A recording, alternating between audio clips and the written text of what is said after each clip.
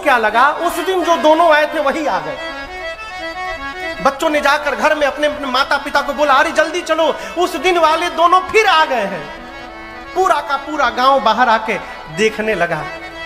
एक बूढ़े लोग बोले कि वही है, कहा देखने में उनके ही जैसे लग रहे हैं। एक ने कहा नहीं नहीं, ये वो नहीं है, वो दोनों तो हंसते हंसते जा रहे थे, ये दोनों रोते रोते जा रहे हैं, ये उस दिन वाले नहीं है दोनों। एक ने कहा मैं बताऊं कौन है, मुझे तो लग रहा है कि उस दिन जो दोनों आए थे ना, ये दोनों उनके भाई हैं, एकदम उनके जैसे ही हैं। हमको लगता है कि वो लोग घर से रूठ के चले आए हैं ना, तो ये दोनों उनको रोते रोते मनाने के लिए जा रहे हैं। एक ने कहा कि फिर एक हम उपाय बताएं। उस दिन वालों से हम लोग बहुत कहे कि अपने साथ रख लीजिए, वो नहीं रखे, छोड़ के चले गए। क्यों ना इनके साथ लग जाते हैं, इनके साथ लग जाएंगे तो उनके पास पहुंच जाएंगे और फिर से एक बार उनका दर्शन हो जाएगा हम लोगों को। तो गांव के कोलभील जाकर भरत जी से कहते हैं कि हम आपके साथ चल सकते हैं। भरत जी सबको साथ में ले लिए। जानते हैं क्यों? भरत जी साधु हैं। साधु का यही काम है, जगत में घूमता रहे और भगत को पकड़ करके और भगवान के चरणों तक पहुंचा दे। ये साधु का व्यवहार है। साधु वो नहीं जो अपने में फंसा के रखे, साधु वो जो जीव को भगवान में फंसा दे। ये साधु का व्यवहार है। भरत जी सब विधि साधु है। सबको लेकर भरत जी पहुंचे मंदाकिनी जी के तट पर और दर्शन करिए। गोस्वामी तुलसीदास जी भी अपने को मानसिक रूप से भरत जी के ही पास रखे हैं। कहते वहां राम रजनी अवशेषा। कहा मेरे भरत को? मैं जानता हूं भरत कहे महु साधु सया। ये भरत जी का स्वभाव है क्या? वो राम जी के कहने में रहते हैं। कहाँ रहते हैं? राम जी के कहने। इसका मतलब राम जी जीवन में जितना कहते हैं, भरत जी अपने जीवन में उतना ही रहते हैं। ये भरत जी का स्वभाव है। और दर्शन करिएगा, आपके परिवार में, आपके घर में यदि कोई आपके कहने में जी रहा है, आप अपने को धरती का सौभाग्यशाली जीव समझिएगा। ये भगवान की असीम कृपा है। ये सरल व्यवहार नहीं है। वो राम जी बोले कोई बात नहीं, मेरे भरत साधु हैं, आने दो। कल भी भरत वही करेंगे जो उनके भैया राम कहेंगे, तो फिर किस बात की चिंता, आने दो भरत जी को। लेकिन यहां बताऊं, लक्ष्मण जी आवेश में आ गए। लक्ष्मण जी को पता चला कि भरत जी चतुरंगिनी सेना लेकर के आ रहे हैं। निकाल लिए धनुष बाण, चढ़ा दिए। गरज उठे लक्ष्मण जी, मार दूंगा, भरत शत्रुघ्न को मार दूंगा। आज यदि ब्रह्मा और शंकर भी सहायता करने आ जाए तो लक्ष्मण के बाण से भरत शत्रुघ्न को कोई नहीं बचा सकता। गरज उठे, आकाशवाणी हुई। आकाशवाणी ने लक्ष्मण जी के भुजाओं के बल की प्रशंसा की और प्रशंसा करने के बाद आकाशवाणी ने धीरे से कहा, लक्ष्मण जी सहसा करी पाछे पछताही, कहीं वेद बुझते आवेश में आकर व्यवहार कर जाए और बाद में पश्चाताप करे, ये बुद्धिमान व्यक्ति के लक्षण नहीं हुआ करते। मैं आपको एक बात बोलूं, आप राम जी की मानसिक स्थिति का दर्शन करिए। राम जी को, लक्ष्मण जी को भी भाव बचाना है, अब भरत जी का भी रक्षण करना है। राम जी लक्ष्मण जी पर गुस्साए नहीं कि आप कैसे बोल दिए। लक्ष्मण जी बोले कि अयोध्या की सत्ता प्राप्त करके मद हो गया है। राम जी लक्ष्मण जी को बोले बहुत अच्छा बोले भाई, बहुत सही बोले, एकदम सबसे कठिन मद होता है राजमद। एकदम सही बोले लक्ष्मण। लेकिन मैं एक बात बोलूं लक्ष्मण, आप कहते हो कि अयोध्या की सत्ता मिलने से मेरे भाई को मद हो गया है। मैं कहता हूं मेरे भरत को ब्रह्मा, विष्णु और महेश की भी सत्ता यदि प्राप्त हो जाए, उसके बाद भी मेरे भरत को मद होने वाला नहीं है। ये मैं कहता हूं। राम जी ने सौगंध ले ली, लखन तुम्हार शपथ पितु आना, सुचि सुबंधु नहीं भरत समाना। श्री रघुनाथ जी लक्ष्मण भैया और पूज्य पिताजी का सौगंध लेकर कहते हैं मेरे भाई भरत जैसा पवित्र सुंदर कोई भाई नहीं धरती पर। लक्ष्मण भैया को भी अपने व्यवहार पर ग्लानि हुई। उधर सवेरे भरत भैया जगे हैं, माताओं से गुरुदेव भगवान से अनुमति लिए हैं कि मैं चाहता हूं कि सबसे पहले मैं अकेले जाकर भैया के चरणों में दंडवत करूं। अनुमति मिली तो निषाद राजगुह को साथ में लेकर और शत्रुघ्न भैया को लेकर भरत जी राम जी से मिलने आए। आपको बताऊं, निषाद राजगुह भगवान की कुटिया के द्वार पर, आश्रम के द्वार पर पहुंच गए हैं। आश्रम के भीतर एक बरगद का वृक्ष है, वृक्ष के नीचे चबूतरा बना है, चबूतरे पर राम जी सीता जी विराजमान है, नीचे लक्ष्मण जी बैठे हैं। नीचे राम जी ने लक्ष्मण जी से कुछ प्रश्न पूछा है और लक्ष्मण भैया उस प्रश्न का उत्तर दे रहे थे। ये दृश्य है। द्वार पर निषाद राजगुह भरत जी को लेके खड़े हैं और दिखाएं कि वो देखिए आपके भैया बैठे हैं भीतर, जाइए जाकर मिल लीजिए। भरत जी बोले मैं भीतर नहीं जा सकता हूं। क्यों? ये पापी मुख दिखाने लायक नहीं रहा अब। और उसी द्वार पर आप लोग लाठी देखें, लाठी, कितने लोग लाठी देखे हैं लकड़ी की? हम हो देखे हैं। लाठी को खड़ा कर दीजिए, खड़ा करके छोड़ दीजिए। जैसे लकड़ी की लाठी खड़े खड़े गिर जाती है धरती पर, उसी प्रकार भरत जी भगवान के कुटिया के सामने, आश्रम के सामने दोनों हाथ ऊपर किए और पुकार करके खड़े खड़े गिर पड़े। बोले पाहिनाथ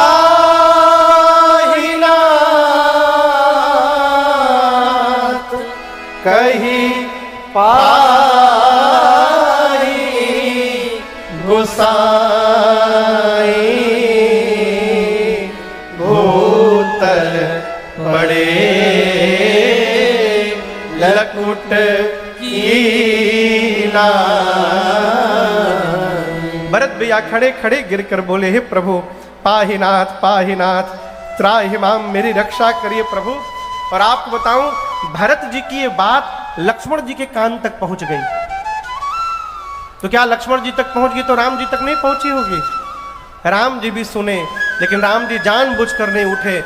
मानो लक्ष्मण जी से कहना चाहते हो, लक्ष्मण ये वही भरत है जिनको आप मारने जा रहे थे, अब जब तक आप नहीं कहिएगा मैं इनको उठाऊंगा नहीं। लक्ष्मण जी ने धरती पर सिर रख करके प्रणाम किया और राम जी से कहा, प्रभु भैया भरत प्रणाम करत रघुनाथ। हे प्रभु, भरत भैया आपको प्रणाम कर रहे हैं। और गोस्वामी जी कहते हैं आप राम जी के वेग का दर्शन करिए। बाबू, लक्ष्मण जी के मुख से भरत शब्द का भ निकला तो राम जी खड़े हो गए। लक्ष्मण जी भरत का र बोलते तब तक राम जी जा चुके थे, और जब तक लक्ष्मण जी के मुख से भरत का त निकलता तब तक राम जी भरत भैया के पास पहुंच गए थे। इतने वेग से गोस्वामी जी बोले, उठे राम सुनि प्रेम अधेरा, कहूँ पट कहूँ निसंग धन तेरा, कहूँ पट कहूँ निसंग धन तेरा, कहूँ पट कहूँ निसंग धन तेरा। राम जी उठे तो भगवान के शरीर का पटका, निसंग, एक हाथ का धनुष और एक हाथ का बाण, ये चारों लक्ष्मण जी के पास नीचे धरती पर गिर गए। क्यों? चार वस्तु छोड़ के भरत जी आए हैं, धर्म अर्थ काम मोक्ष। तो चार वस्तु छोड़ के राम जी गए, पटका, निसंग, धनुष, बाण।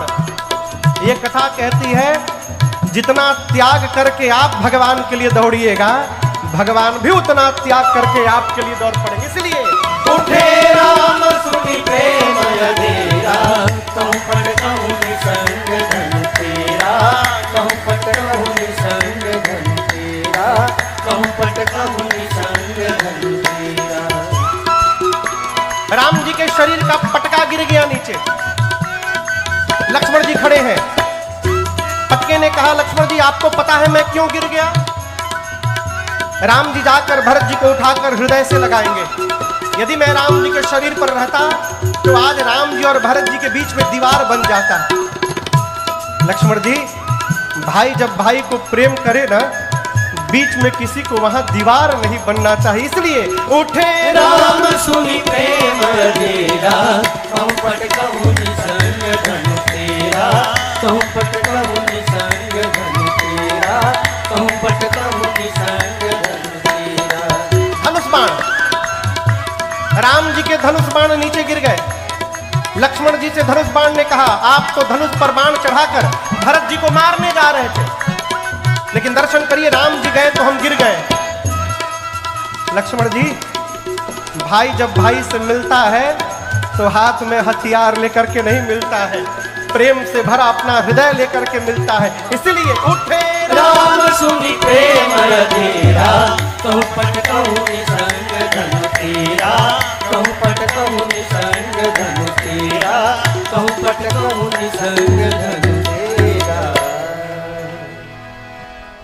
राम जी गए हैं भरत जी के पास। भरत जी ऐसे गिरे हुए हैं, सिर नीचे है धरती की ओर। राम जी उठाने लगे, बरबस लिए उठा। कैसे राम जी उठा रहे? बरबस। बरबस समझते हैं? बरबस मने जबरदस्ती। क्यों? भरत जी उठ नहीं रहे हैं। भरत जी जानते हैं कि मैं उठूंगा तो मेरा पापी मुख प्रभु के सन्मुख चला जाएगा, मेरे भैया को इस पापी का मुख न देखना पड़े, इसलिए भरत जी उठ नहीं रहे। हमारे एमपी में एक जगह है दमोह, वहाँ एक बड़े अद्भुत रामायणी है। पूज्य, हम तो बड़े भैया कहते हैं, पूज्य पंडित नीलमणि दीक्षित जी अद्भुत वक्ता है मानस के, मुझे बहुत प्रेम करते हैं। एक बार लगभग 10-12 साल पहले मैं उधर कथा करने गया तो 10 साल हो गया होगा, 10 साल हो गया ना हो, 9 साल 16 की बात है। हाँ, तो कथा करने गया तो एक बार कथा में आए, कमरे में बैठे थे तो हमसे बोले, बाबू एक बात बताएं। हमने कहिए भैया। तो आज आप सुना रहे थे, एक भाव मैं आपको बताता हूं। आपको पता है भरत जी क्यों नहीं उठ रहे थे? हमने कहा कि संकोच के कारण। बोले ये तो बात है, एक नया भाव तुमको बताता हूं। बोले कि राम जी जब वन आ गए उसके बाद भरत जी अब कैकेयी जी को मां नहीं बोलते हैं, मां नहीं बोलते। अब भरत जी को यह भी पता चला है कि सुमित्रा मैया ने लक्ष्मण को क्या उपदेश दिया था जाते समय। जब लक्ष्मण जी बन जाने लगे ना तो सुमित्रा जी ने लक्ष्मण जी से कहा कि लक्ष्मण आज के बाद मैं तुम्हारी मां नहीं। अब लक्ष्मण जी बोले मेरी मां कौन है फिर? तब सुमित्रा जी ने कहा, तात तुम्हारी मां तू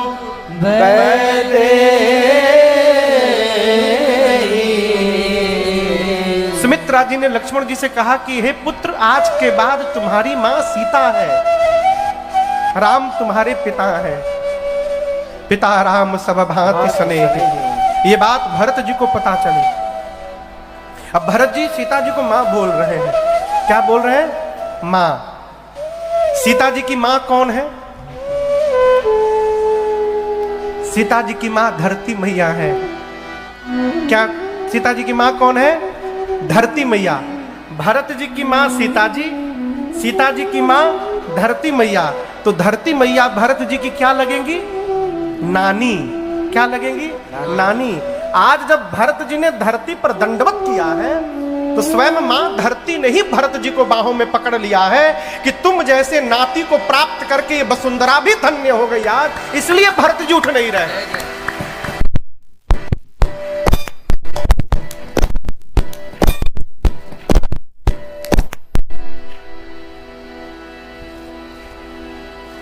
धरती मैया ने भरत जी को पकड़ लिया। प्रभु बरबस उठाना चाहते हैं।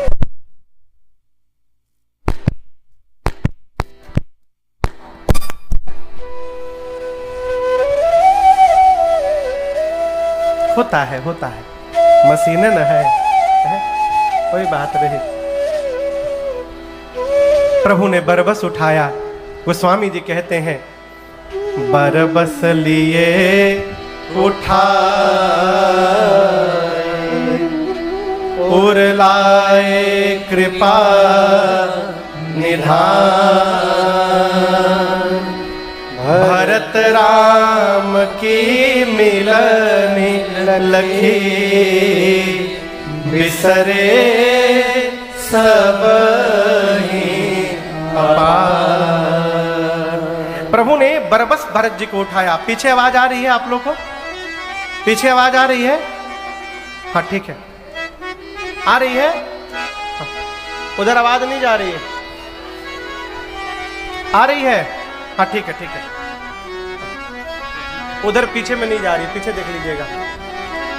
प्रभु ने बरबस उठाकर भरत भैया को हृदय से लगाया और गोस्वामी जी कहते हैं, अगम स्नेह भरत रघुवर को, अगम स्नेह भरत रघुवर को, जहाँ न जाई मन विधि हरिहर को, जहाँ न जाई मन विधि हरिहर को। सो मैं कुमति कहूँ के ही भांति, सो मैं कुमति कहूँ के ही भांति, आज सुराग की गाडर ताती, आज सुराग की गाडर ताती, आज सुराग की गाडर ताती। गोस्वामी श्री तुलसीदास जी महाराज ने अपने कलम को नीचे रख दिया। बोले, भरत जी और राम जी की इस मिलनी का वर्णन करना अब मेरे सामर्थ्य के परे की बात है, मैं नहीं कर पाऊंगा। एक घास है जिसका नाम है गांडर, बहुत लंबा लंबा होता है। वो स्वामी जी कहते हैं कि सितार के तार को निकाल करके और तार के जगह पर गांडर को लगा दिया जाए तो क्या उस गांडर से सुंदर राग ध्वनि शब्द निकलेगा? नहीं निकल सकता। जिस प्रकार गांडर से राग स्वर नहीं निकल सकता, उसी प्रकार इस मति मंद तुलसी से भरत जी और राम जी के इस प्रेम की व्याख्या नहीं हो सकती। ये मेरे क्षमता के बाहर की बात है। आपको यहां एक बात मैं बताऊं, भरत जी को राम जी को लेकर संशय नहीं था। शिव भैया, राम जी को लेकर संशय नहीं था। वो तो कह ही रहे कि आपन जान इन त्याग यहीं वही रघुवीर भरोस। वो तो राम जी पर भरोसा है ही। भरत जी को मां सीता को लेकर संशय था कि हम तो चारों भाई एक साथ जन्म लिए हैं, मुझे विश्वास है कि भैया मेरे बारे में कुछ अन्यथा नहीं सोचेंगे, लेकिन मां तो मिथिला से आई है ना, हो सकता है वो अभी हमको ठीक से नहीं जान पाई हो और इस पूरे घटना में कहीं मेरा अपराध देख लेंगी तो फिर मैं कहां जाऊंगा। इस बात की पीड़ा थी। और बाबू, जैसे भरत जी ने मां जानकी का रुख देखा, वो स्वामी जी कहते हैं सब विधि सानुकूल लखी सीता। अपने ऊपर सब प्रकार से जब मां जानकी को अनुकूल देखा, भरत जी भे निसोच उरा पडर बीता। सारा सोच सारा भय भरत जी का समाप्त हो गया, गदगद हो गए। मां मेरे बारे में कुछ अन्यथा नहीं सोच रही है, प्रसन्न हो गए। दूर से निषाद राजगुरु ने प्रणाम करके कहा, प्रभु केवल दोनों भैया नहीं आए हैं, पूरा समाज आया है। भरत जी दौड़ कर गए, गुरुदेव भगवान को दंडवत किए, प्रणाम किए। और आपको बताऊं, गुरु जी के बाद ब्राह्मणों का समाज था और उसके बाद मां कौशल्या, मां कैकेयी और मां सुमित्रा खड़ी थी। पहले कौन खड़ा था? मां, बोलिए, कौशल्या मैया, उनके बाद कैकेयी मैया, फिर सुमित्रा मैया। गुरु जी को मिलने के बाद राम जी अपनी मां कौशल्या जी को प्रणाम नहीं किए। मालूम किसको मिले? प्रथम राम भेटी कैकेयी। और भैया मैं एक दिन सोच रहा था कि भरत जी मां को भेंटे नहीं होंगे। भेंटना माने गले लगाना होता है। पुत्र तो मां को दंडवत करेगा ना हो। यहां गोस्वामी जी लिखे प्रथम राम भेटी कैकेयी। नहीं, ये भी हुआ, लेकिन ये बाद में हुआ। मां घूंघट में खड़ी है गुरु जी हैं, मर्यादा के कारण राम जी ने जाकर मां को दंडवत किया। जब से राम जी का वनवास हुआ है उसके बाद पहली बार किसी ने कैकेयी मैया को दंडवत किया है। मां घबरा गई, ये किसने दंडवत कर लिया। घूंघट में से मां ने देखा और जब राम जी को मां देखी ना, मां अपने को रोक नहीं पाई और कैकेयी मैया ने राम जी को उठाकर गले लगा लिया।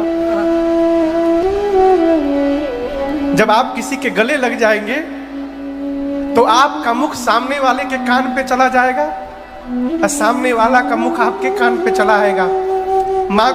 मां ने राम जी को गले लगा लिया। गले लगे राम जी ने पूछा, कैसी हो मां? कैकेयी मैया मां शब्द सुनते फपक पड़ी, बोली अब भरत मुझे मां नहीं बोलते, राम मेरे से कोई बात नहीं करता है, इस भीड़ में तुम्हारी मां अकेली खड़ी है। राम जी बोले, मां भले पूरा जगत तुमसे बात न करे, परंतु देखो तुम्हारा राम आज सबसे पहले आकर अपनी मां को ही दंडवत किया है, मैं तुमको कभी नहीं छोड़ सकता। अनेक प्रकार से प्रभु ने मां को समझाया, सभी माताओं को प्रणाम किया, लेकर के आदर पूर्वक समाज को चित्रकूट में गए। और आपको बताऊं, चित्रकूट में कुल 5 बैठकियां भई हैं। पहली बैठकी जाते जाते भाई गुरुदेव भगवान ने जगत की नायिक चर्चा की और चर्चा करने के बाद बोले, राम आपको एक बात कहें, जब आप चले आए ना तो आपके पिताजी चले गए। राम जी बोले, क्या कहे? बोले, आप जब वन चले आए ना तो आपके वियोग में आपके पिताजी चले गए। गोस्वामी जी कहते हैं, मरण हेतु निज नेह विचारी, मेरे प्रेम के कारण मेरे पिताजी चले गए। भे अति व्याकुल धीर धुर धारी, धैर्य के धीरज को धारण करने वाले मेरे श्री रघुनाथ जी व्याकुल हो गए। और गोस्वामी जी कहते हैं, राम जी इस प्रकार रोने लगे कि राम जी को रोता देख पूरी सभा रोने लगी। और जब पूरी सभा रोने लगी तो ऐसा लगा कि मानो आज ही महाराज का महाप्रयाण हुआ हो, इस प्रकार सब लोग रोने लगे। ये प्रसंग कह रहा है, किसी के घर कोई घटना घट जाए तो वहां प्रवचन नहीं देना चाहिए। कई लोग समाज में ऐसे होते हैं कि किसी घर कोई घटना घट जाए ना तो जाके प्रवचन देते हैं, किसको लिए रोते हो, आत्मा अजर अमर है, प्रवचन मत दीजिए। क्यों? पीड़ा उसी को होती है माई बाप जिसका खोता है, दूसरे को पीड़ा नहीं होती। राम जी रो रहे हैं, आप दर्शन करिए, जो परमात्मा है रो रहे हैं। भगवान को रोता देख पूरा समाज रोने लगा। गुरुदेव भगवान बार बार कहते रह गए, बार बार, लेकिन उस दिन अवध का एक भी व्यक्ति जल का एक बूंद भी ग्रहण नहीं करता है। अगले दिन पिताजी के निमित्त ज्येष्ठ पुत्र को जो व्यवहार करना चाहिए गुरुदेव ने बताया, राम जी ने सारा व्यवहार किया है। 2 दिन बाद गुरुदेव भगवान से राम जी ने कहा, गुरुजी आप सबको लेकर के आए, दरस परस हुआ, बड़ा आनंद आया, अयोध्या रिक्त होगी, आप सबको लेकर के चले जाएं। गुरुदेव ने कहा, कुछ दिन राम रहने दीजिए। पूरा समाज चित्रकूट में ही है। दूसरी बैठकी भई, और आपको बताऊं दूसरी बैठकी में राम लक्ष्मण सीता जी नहीं है बाबू, राम लक्ष्मण सीता जी नहीं है। अयोध्या से जितने लोग गए थे इन लोगों ने अपनी एक बैठकी की, और मालूम है इस बैठकी के अध्यक्ष है गुरुदेव भगवान। और गुरु जी ने बैठते एक बात की घोषणा कर दी, क्या? राम वन में रहे अथवा राम अयोध्या में रहे, अयोध्या के राजा राम है, राजा राम स्वबस भगवान। घोषणा कर दिया गुरु जी ने। राम जीव नहीं है, राम भगवान है। धर्म धुरी न भानु कुल भानु, राजा राम स्वबस भगवान। ब्रह्मा विष्णु महेश सूर्य चंद्रमा अरुण वरुण कुबेर पवन पावक दिक्पाल, ब्रह्मांड में ऐसा कोई नहीं है जो राम जी की आज्ञा का पालन न करता हो। पूरी सृष्टि राम की आज्ञा का पालन करती है। मैं कहता हूं हम लोगों को भी राम जी की ही आज्ञा का पालन करना चाहिए। राखे राम रजाई रुख, हम सब कर हित होई। कहिए क्या करना चाहिए? भरत जी बोले, गुरुजी आज तक मेरे घर की विपत्ति आपने संभाली गुरुदेव, आप हमसे उपाय पूछ रहे हैं, सो सब मोरा भाग। गुरुजी बोले मेरे पास एक उपाय है भरत, यदि आप और शत्रुघ्न 14 साल वन में रहने को तैयार हो जाएं, तो मैं राम लक्ष्मण सीता को लेकर अयोध्या चला जाऊंगा, लेकिन उनके बदले आप दोनों को वन में रहना पड़ेगा। आपको बताऊं, जब गुरु जी ने बात कही ना, भरत जी इस प्रकार नाचने लगे जैसे मरे हुए महाराज जीवित हो गए।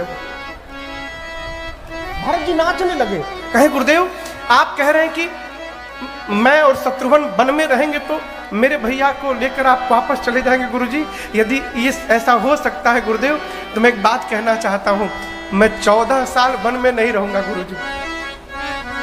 गुरुजी पूछे कितने दिन रहोगे?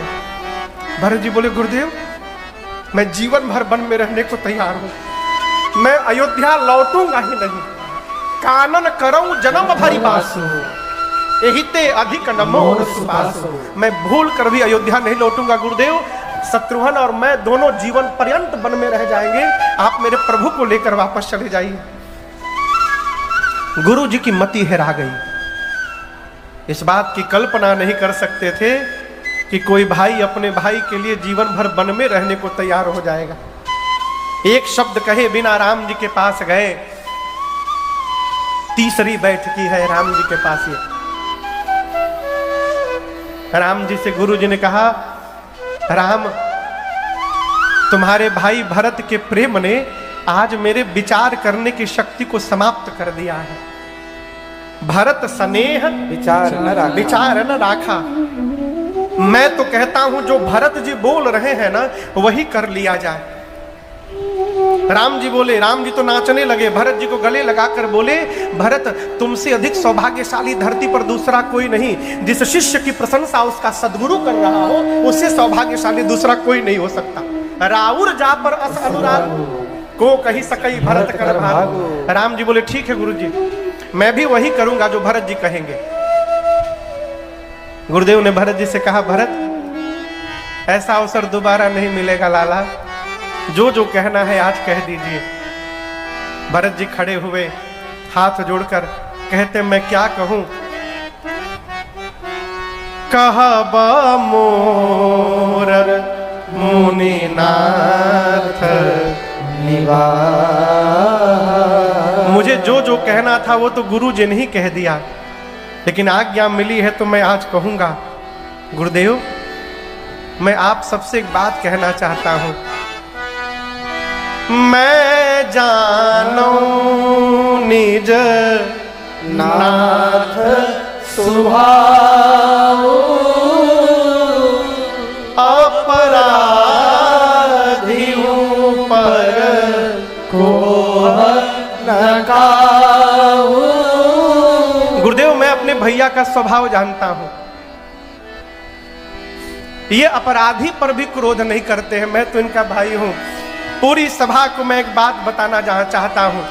गुरुदेव ये बात मैंने आज तक किसी से नहीं बताई। जब हम लोग बचपन में खेलते थे ना, तो राम भैया हमसे कहते थे कि लक्ष्मण और मैं एक दल में रहेंगे, भरत तुम और शत्रुघ्न विरोधी दल में रहोगे। तो मैं भैया से कहता था, भैया मैं तो सपने में भी आपके विरोध में नहीं खड़ा हो सकता हूं, आप मुझे विरोधी दल में क्यों भेज रहे हैं? तब राम भैया कहते थे कि भरत सामने के दल में रहोगे ना तो मैं तुमको देखता रहूंगा, तुम अपने भैया राम को देखते रहोगे, हम दोनों एक दूसरे को देखते रहेंगे। और गुरुदेव मैं सत्य बताता हूं, मैं तो अपने भैया को ही देखता रह जाता था और मैं हारने लगता था। लेकिन आज मैं बताना चाहता हूं, मैं आज तक कभी जीता नहीं था। हारे हुए भरत को भैया ने जिताया है स्वयं हार करके। हारे हु खेल जिता वही मोही। और पूरी अयोध्या में घूम घूम कर कहते थे, मेरा भरत मेरे से भी अच्छा खेलने लगा, मेरे भरत ने मुझे आज हरा दिया। मैं कभी जीता नहीं था गुरुजी। इतना प्रेम न जाने किसकी नजर लग गई गुरुदेव, मेरे कारण मेरे प्रभु को वन में आना पड़ा। गुरुदेव ने भरत जी को संभाला। राम जी ने कहा, भरत संसार के जितने पुण्यशाली जीव हैं आपके चरण के धूल के बराबर नहीं है। पुण्य से लोक ताप तर और रही बात मेरी माँ कैकेयी की, तो मेरी माँ कैकेयी का कोई अपराध नहीं है। मेरी माँ को वही दोष देगा जिसने अपने जीवन में कभी श्रेष्ठ की सेवा नहीं की होगी। माँ का कोई अपराध नहीं। भरत जी, पिताजी को वचन से प्रेम था, प्राण से प्रेम नहीं था, इसलिए पिताजी ने मेरा त्याग कर दिया, प्राण का त्याग कर दिया, लेकिन वचन का त्याग नहीं किया। वही वचन मानकर मैं वन में आया हूं। परंतु पिताजी का वचन छोड़ने में जितना सोच हो रहा है, उससे अधिक संकोच आज आपकी दशा देख करके हो रहा है। यदि आप कह दोगे भरत, तो आपके लिए मैं पिताजी का वचन भी छोड़ने को तैयार हूं। तो भरत जी सुने कि मेरे लिए भैया पिताजी का वचन भी छोड़ देंगे, इतना प्रेम। भरत जी आत्मसमर्पण कर गए। बोले प्रभु, जेहि विधि प्रभु प्रसन्न मन होए, करुणा सागर कीजिए सोई। अभी भरत जी बोले ही थे, तब तक मिथिला के समाज के दूत आ गए, सूचना दिए श्री जनक जी महाराज समाज के साथ आए हैं। राम जी ने दौड़कर जाकर स्वागत किया, ले आए, उचित स्थान दिया है। 4 दिन बाद सीता जी की मां सुनैना जी कौशल्या जी से मिलने गई और जाकर कहीं बहन कौशल्या जी ने कहा सुनैना जी से, बहन महाराज से कुछ कहिए, ऐसा महाराज करें कि राम लक्ष्मण को छोड़ के भरत को साथ में रख ले, क्योंकि मुझे राम की चिंता नहीं है, मुझे अपने भरत की चिंता हो रही है। सुनैना जी ने समझाया, सीता मैया को लेकर गई। और आप दर्शन करिए, जिस बेटी को दुल्हन के रूप में विदा किया हो, वही बेटी जब तपस्विनी के रूप में दिखाई पड़ी, महाराज जनक अपने संस्कार के वृक्ष को देखकर गदगद हो गए। और मेरी मां किशोरी जी को हृदय से लगाकर बोल पड़े, पुत्री पवित्र किए कुल, पुत्री पवित्र किए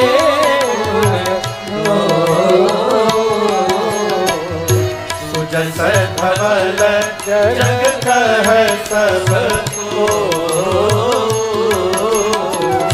सुजस धवल जग कह सब को। जिति सुर सरी कीरति सरी तोरे, जिति सुर सरी कीरति सर तोरे। धवल तेज विजयंग करो रे, धवल तेज विजयंग करो रे, धवल तेज विजयंग करो रे। श्री जनक जी ने कहा, हे पुत्री, आपने 2 कुलों को पवित्र कर दिया। रघुकुल की बहू बनकर आपने रघुकुल को पवित्र किया, निमि कुल की बेटी बनकर आपने निमि कुल को पवित्र कर दिया। महाराज ने खूब दुलार किया मैया को। पूरे परिवारी जनों से मिलने के बाद रात्रि में सासू माताओं की सेवा का समय जानकर मेरी मां स्वयं विदा लेकर चली गई। रात्रि में सुनैना जी ने जनक जी से कहा कि कौशल्या जी कह रही थी कि आप ऐसा कुछ करते कि राम लक्ष्मण को छोड़ के भरत को साथ में रख लेते। तब जनक जी ने कहा, देवी आप चिंता न करिए, जितना दोनों भाइयों को मैं जानता हूं, भरत वही करेंगे जो उनके भैया राम कहेंगे।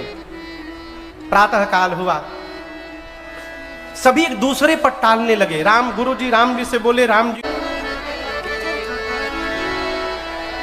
तरनिकुल मने सूर्यवंश,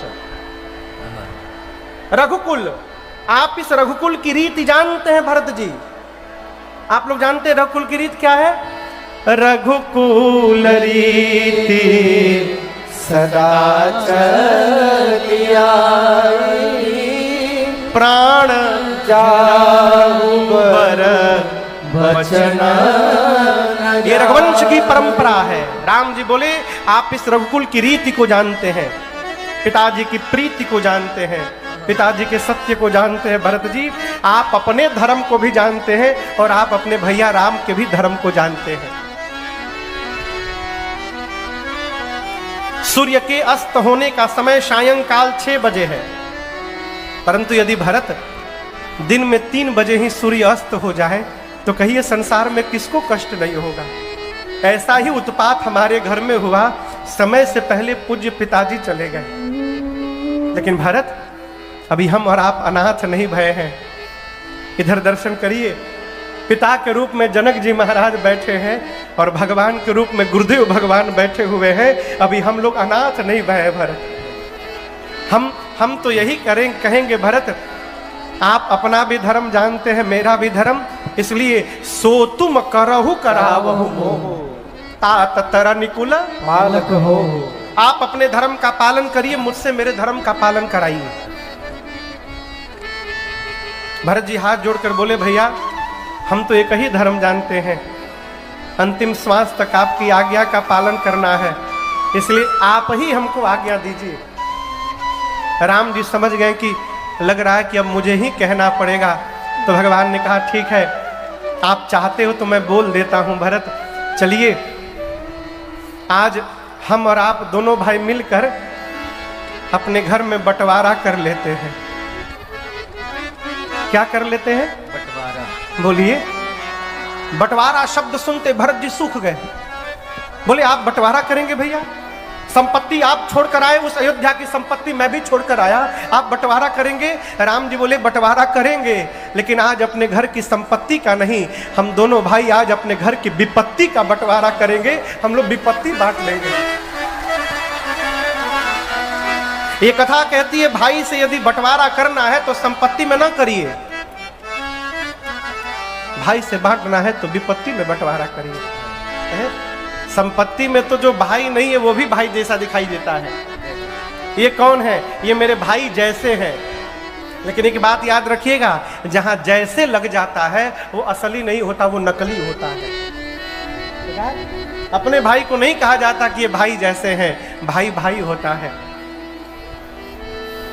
राम जी ने कहा बांटी अभिपति सबही मोहि भाई, तुम ही अवध भरी बड़ी कठिनाई। 14 वर्ष मैं वन में रहूंगा, 14 वर्ष आप अयोध्या में रहेंगे। भरत जी चरणों में गिर गए, बोले प्रभु नाथ भयउ सुख साथ भय को, हम अभिषेक की सामग्री लाए हैं, प्रभु आज्ञा हो तो आज ही अभिषेक हो जाए आपका। राम जी बोले नहीं, लौटने के बाद। अत्रि मुनि जहां बोले वहां सुरक्षित करिए। आप कभी चित्रकूट जाइए तो वहां बगल में कुआं है, बांदा और चित्रकूट के बीच में, जिसका नाम है भरतकूप। उसी कूप में जाकर अत्रि मुनि ने राज्याभिषेक की सभी सामग्रियों को सुरक्षित कराया और कहा भरत जी आज के बाद इस कूप का नाम भरतकूप होगा। जो भी इसके जल को अपने ऊपर छिड़क लेगा, सभी तीर्थों में स्नान करने का फल उसे सहज प्राप्त हो जाएगा। इस कूप की महिमा होगी।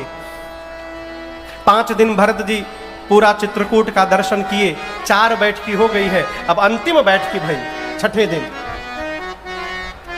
भरत जी ने राम जी से विदा मांगा और यहां दर्शन करिए, ये नहीं कहा कि भैया आज्ञा दीजिए, बड़ा गूढ़ शब्द है। भरत जी क्या बोले? अब गोसाई मोहि देहु रजाई। भरत जी कहते हैं प्रभु अब आप मुझे रजाई दीजिए। रजाई माने राज आज्ञा। आप भाई बनकर के मत कहिए जाने के लिए, आप राजा बनकर के कहिए राज आज्ञा दीजिए।